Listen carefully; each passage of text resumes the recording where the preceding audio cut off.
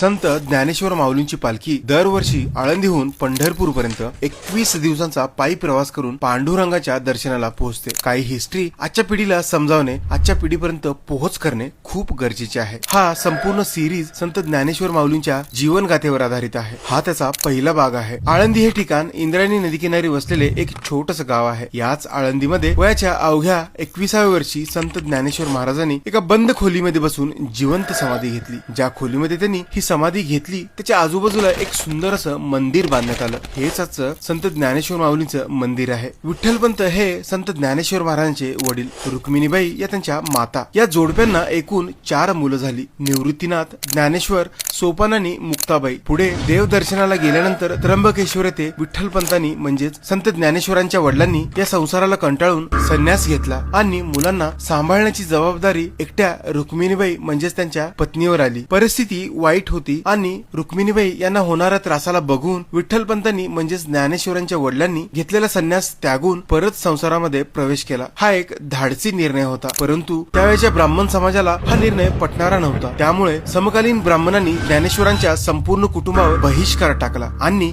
त्यांचा छळ सुरू केला। संत ज्ञानेश्वरांनी या बहिष्काराला दुर्लक्षित करून स्वतःला वेदांच्या अभ्यासामध्ये झोकून दिलं। एकदा असेच पैठणमध्ये प्रवास करीत असताना काही पंडितांनी संत ज्ञानेश्वरांची परीक्षा घेण्यासाठी त्यांना चिडवण्यासाठी एखाद्या प्राण्याच्या मुखातून संस्कृत वदवण्यास सांगितले आणि आश्चर्य म्हणजे ज्ञानेश्वरांनी चक्क एका रेड्याच्या मुखातून ज्ञानेश्वरी वदवली।